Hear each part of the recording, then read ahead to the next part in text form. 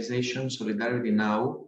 More specifically, I am an educator in the Integration Learning Center of Thessaloniki under the program Ilios of the International Organization for Migration. And we offer courses of Greek language and culture to only adult beneficiaries of international support who reside in the metropolitan area of Thessaloniki.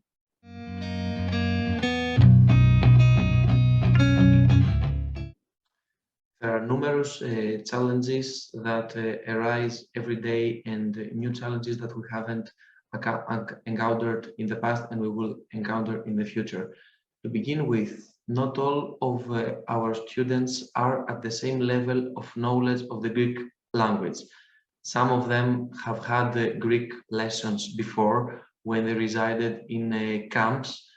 Some of them had never had Greek lessons. Some of our new Ukrainian students know Greek because they have lived in Greek-speaking societies. There are also numerous students that are illiterate. Some of them have never had the chance to meet a school, to get to know the social role of an educator, of a student, what it means to be in a class, to study something.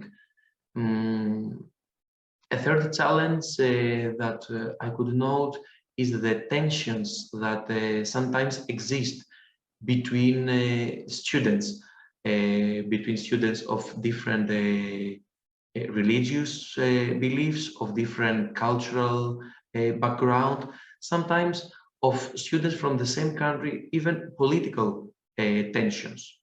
And we should never forget the fact that one of the biggest challenges that interferes with the non-formal adult education is the general condition of the student. So when we speak about refugees who face many difficulties in integrating and in coping with their financial situation, this also creates a challenge for the teaching of Greek.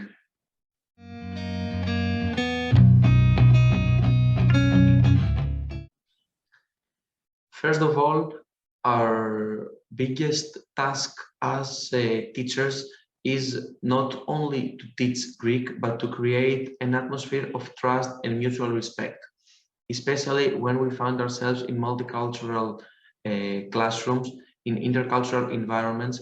We have to create, before starting the lesson, a climate of trust between teacher and students and mutual respect between all students. We need and we do to differentiate our learning techniques and personalize our teaching, because when we have different students with different needs and different backgrounds, we have to make a differentiated approach to their situation so that we all together can march to a common goal, that is to learn and speak Greek. We also offer extra tutoring to students before or after the lessons, to students who need to know more or who need some more attention in some things. We also try to make the students learn in groups. We create groups not of one cultural background, not of one language, but we try to mix the students in order for them to start learning all together, and the more progressed help the less progressed to all arrive at our same goal. And we always focus not on the parts, not on the things that differentiate our students, but to these specific things or ideas or events that makes us come together to a common ground, common elements of culture, common elements of language, common elements of social behavior and traditions. So that is what we do because we have a big variety of students and we have to make them all come together to a common ground and march together.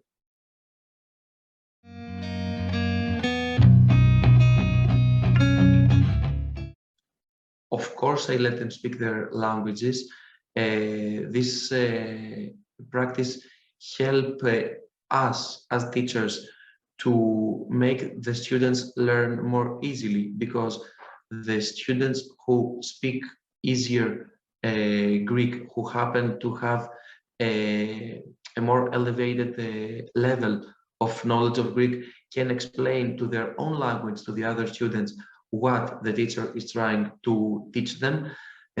So I consider the fact that they can speak in their own language, the students can speak in their own languages, a very helpful element for our class. And of course, we can never leave apart the fact that they will speak a second language, Greek. It is part of their wealth, of their linguistic wealth.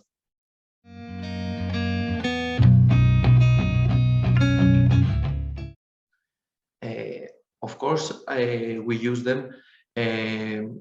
Before starting a new class, we always try to find all together, teacher and students, common words that the one language has borrowed from the other and exist and are being used right now.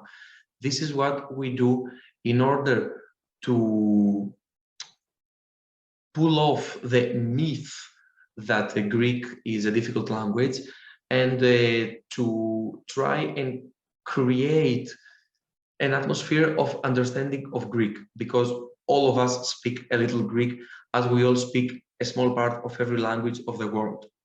During the cooperative learning and the teamwork, we are trying to use the rules, the grammar rules, or the vocabulary wealth of each language to explain some words during the lessons or some grammatical rules.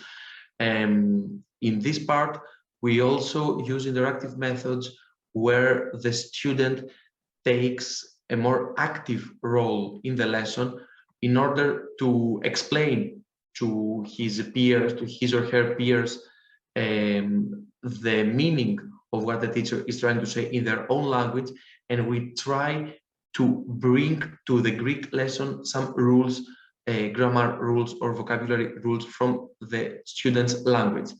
This is how we cultivate the common belief that all languages in the world have the same value.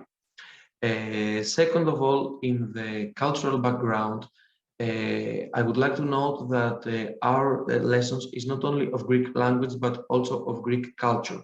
Teaching Greek geography, Greek political system, Greek traditions, we try not only to give to our students a dry knowledge of what is going on in Greece, but to explain why this thing goes on, why this thing exists, why some traditions exist, and how they have been formed in cooperation with other cultures and civilizations that have passed from the Greek space, what we now call Greek space.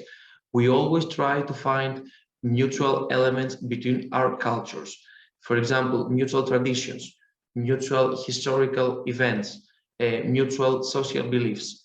And sometimes, mostly in times of big celebrations, big traditional celebrations, we exchange role with our students.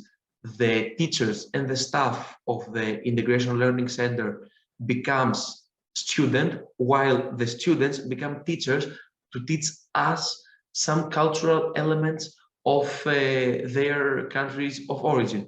For example, this year before the Easter, we have presented to the students some traditions of Greek Easter, of course, a Greek Orthodox Easter, and later on, our students became the teachers to teach us how they pass the Ramazani time in their countries of origin.